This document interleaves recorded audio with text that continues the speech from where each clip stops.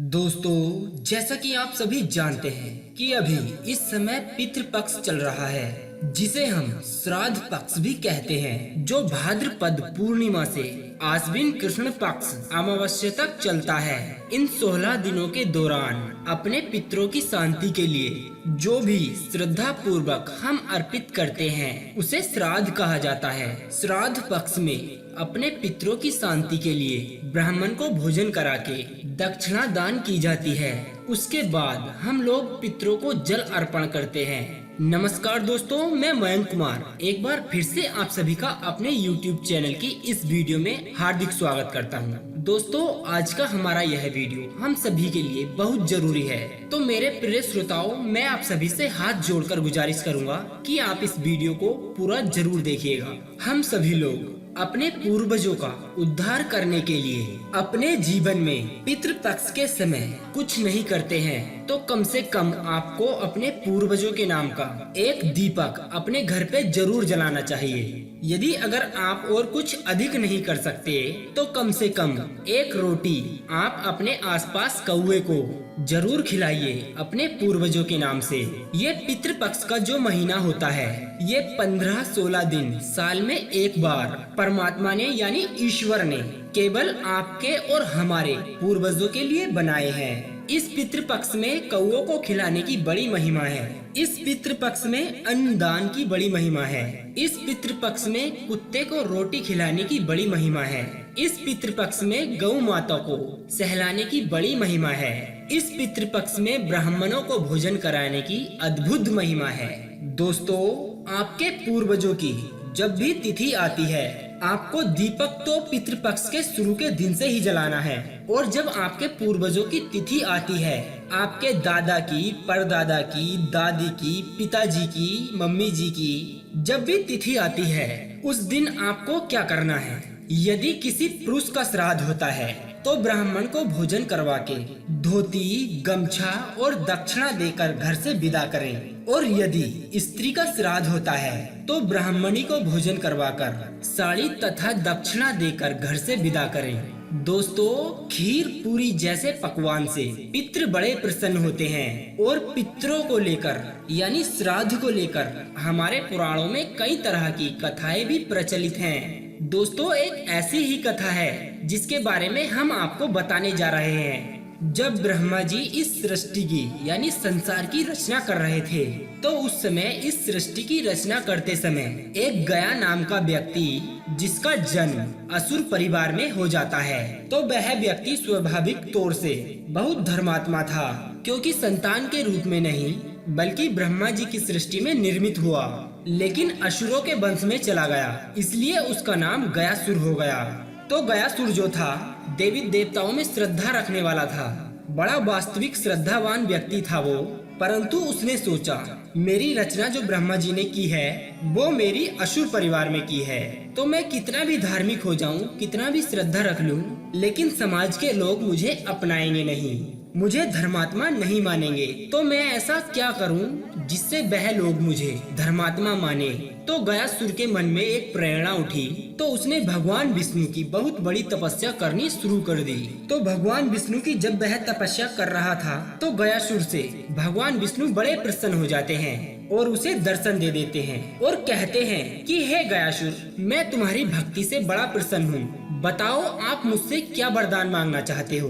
तो भगवान विष्णु के ऐसा कहने पर गयासुर ने भगवान विष्णु से वरदान मांगा कि हे प्रभु, आप मेरे इस तन में वास करें और जहाँ जहाँ जो भी व्यक्ति मुझे देखे, उसका कल्याण हो जाना चाहिए, उसकी मुक्ति हो जानी चाहिए, उसको मोक्ष मिल जाना चाहिए। तो गयासुर के वरदान मांगने पर भगवान विष्णु यह वरदान उसे दे देते हैं और गयासुर बड़ा प्रसन्न होता है। अब जहाँ जहाँ गयासुर जाता और जो भी लोग उसका दर्शन करते, उसकी मुक्ति हो जाती थी, क्योंकि भगवान विष्णु का उसमें वास था। ये स्थिति बनती गई और पापी से पापी व्यक्ति की भी मुक्ति होती गई और बड़े से बड़ा पापी इस विधान के माध्यम से नरक में सजा भोगने के लिए जाता। यमराज उसका हिसाब किताब करते, उसे नरक में भेजने की जब बात करते, तो वह जीवात्मा यमराज से कहती है कि मैंने गयासुर के दर्शन किए हैं, हम नरक की सजा भोगने के अधिकारी नहीं हैं। तो दोस्तों इस कारण इस विधि का विधान विचलित होने लगा।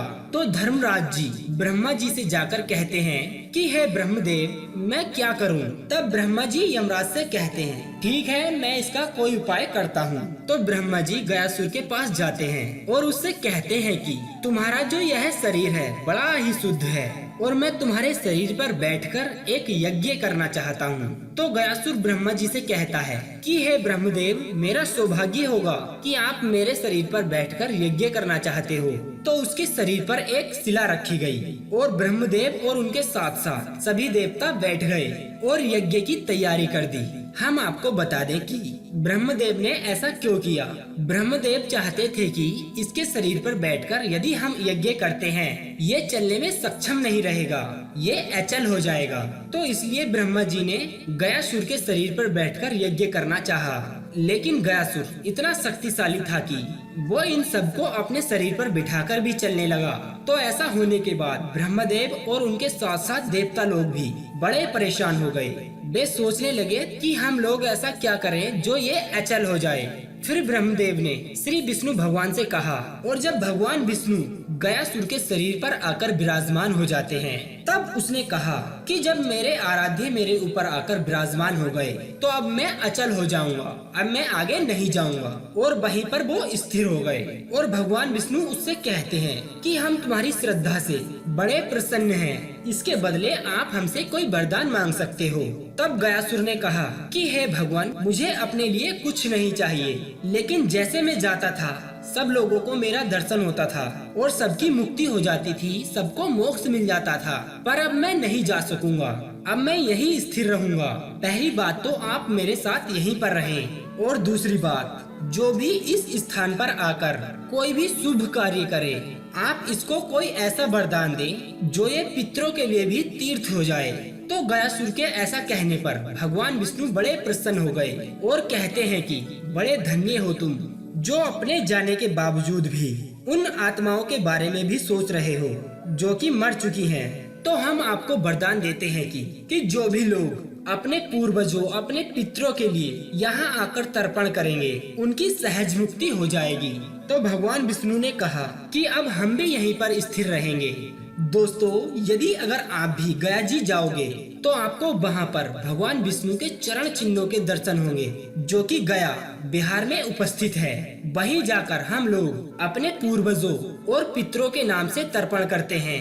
दोस्तों इस बारे में और भी कई प्रकार की कथाएं प्रचलित हैं, लेकिन दोस्तों विधि विधान से अपने पितरों को तर्पण श्राद्ध पूरी विधि विधान से करने पर हमारे पितृ हमसे प्रसन्न होते हैं। इससे लक्ष्मी की वृद्धि होती है, घर में शांति रहती है, घर में इससे कलेश समाप्त होते हैं और सभी प्रकार के रोगों का विनाश होता है। तो हम आप सभी से हाथ जोड़कर प्रार्थना करते हैं कि आप लोग अपने पूर्वजों के लिए श्राद्ध पूरी विधि विधान के साथ करें। हमेशा याद रखना जिन पितरों का तर्पण नहीं होता है, जिन पितरों का श्राद्ध नहीं होता है वो पितृ तड़पते हैं मृत्यु लोक में और वो अशांत कर देते हैं तुम्हारी साधारण जिंदगी को।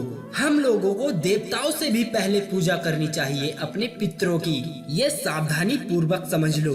घर में अपने बड़े बुजुर्ग माता पिता से घर में और कोई पूजा हो ना हो लेकिन पितरों की पूजा जरूर होनी चाहिए। आपके पितृ आपसे अशांत हो गए तो कोई भी देवता आपको खुश नहीं कर सकेगा। जिन कार्यों से पितरों की मुक्ति होती है तो मुक्ति कहते किसको है? क्या आपको पता है? मुक्ति का मतलब होता है कि जिसकी भी मुक्ति होती है वो भगवान में जाकर समा जाता है, यानी परमेश्वर में जाकर मिल जाता है। और जब हमारे पितरों की आत्मा परमात्मा में जाकर मिल जाती है तब परमात्मा ही हमारे पितृ बनकर हमारी सारी चीजों को स्वीकार कर लेते हैं। अब आप सोच रहे होंगे कि उससे हमें क्या फायदा? जब तक परमात्मा तुम्हारे पितृ बनकर वो चीजें स्वीकार करते रहेंगे तुम्हारे परिवार में कभी भी ना तो कभी अशांति होगी और ना ही कभी हानि होगी और ना ही वंश में हानि होगी। वंश भी रुकने वाला नहीं है, वंश भी चलता रहेगा। अक्सर आप लोगों ने देखा होगा कि बड़े बड़े लोगों के वंश नहीं चलते हैं। क्यों नहीं चलते?